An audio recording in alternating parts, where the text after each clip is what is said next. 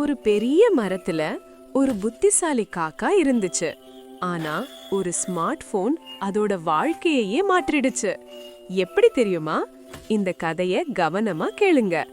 இப்படிப்பட்ட நல்ல கதைகள் கேட்க இப்பவே சப்ஸ்கிரைப் பண்ணுங்க. ஒரு சின்ன நகரத்துக்கு பக்கத்துல ஒரு பெரிய மரம் இருந்துச்சு. அந்த மரத்துல அந்த காக்கா சந்தோஷமா வாழ்ந்துகிட்டு வந்துச்சு. அந்த காக்கா எப்பவும் பக்கத்துல இருக்கிற பார்க்குக்கு போய் தனக்கு தேவையான உணவுகளை தேடி சாப்பிடும். அதே நேரத்துல எதிர்காலத்துல உணவு கிடைக்கலன்னா என்ன பண்ணுறது நீ யோசிச்சு அதிகமான உணவுகளை எடுத்துட்டு வந்து தன்னோட பொந்துல சேமிச்சு வச்சுக்கோ. ஒரு நாள் உணவு தேடிக்கிட்டு இருந்தப்போ அந்த காக்காவின் கண்ணுல ஒரு ஸ்மார்ட் போன் பட்டுச்சு. இது யாருதுன்னு சுற்றி சுற்றி பார்த்துச்சு. ஆனா அங்க யாருமே இல்ல. யாரோ தவற விட்டுட்டாங்க போல. இது இங்கேயே கிடந்தா சேதமாயிடும், பத்திரமா எடுத்துட்டு போய் வைப்போம்னு நினைச்சுச்சு. உடனே பறந்து போய் அந்த ஸ்மார்ட் போனை எடுத்துட்டு தன்னோட பொந்துல கொண்டு போய் பத்திரமா வச்சுச்சு. அப்ப திடீர்னு அந்த ஸ்மார்ட் போன் தானா ஆன் ஆயிடுச்சு. அதுல பறவைகள் டான்ஸ் ஆடுற ரீல்ஸ் வீடியோ ஓட ஆரம்பிச்சுச்சு. அத பார்த்த காக்கா ரொம்ப ஆச்சரியப்பட்டுச்சு. அட, எவ்வளவு அழகா இருக்கு! அதுக்கப்புறம் ஒரு ரீல்ஸ், அடுத்த ரீல்ஸ், மறுபடியும் ஒரு ரீல்ஸ்.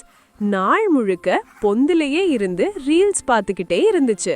உணவு தேடல, சாப்பிடல, உணவு சேமிக்கல.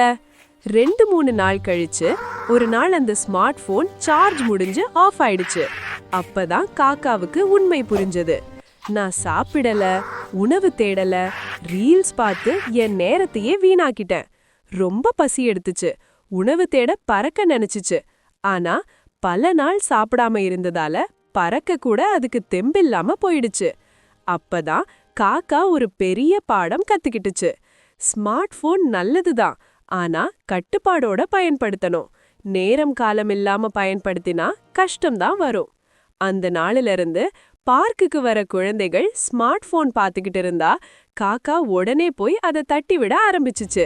அதனால அந்த குழந்தைகள் ரீல்ஸ் பார்க்காம ஓடி ஆடி விளையாடி தங்களோட உடம்பையும் மனசையும் ஆரோக்கியமா பார்த்துக்கிட்டாங்க. குழந்தைகளே, ஸ்மார்ட் போன் நம்ம வாழ்க்கைய நல்லதாக்கவும் முடியும், கெடுக்கவும் முடியும். அதை எப்படி பயன்படுத்துறோம் அப்படித்தான் நம்ம வாழ்க்கையும். இந்த கதை உங்களுக்கு பிடிச்சிருந்தா ஒரு லைக் போடுங்க. உங்க நண்பர்களுக்கும் ஷேர் பண்ணுங்க. இன்னும் நல்ல குட்டி கதைகளுக்காக சப்ஸ்கிரைப் பண்ண மறக்காதீங்க. நெக்ஸ்ட் ஸ்டோரியில சந்திப்போம். பாய்.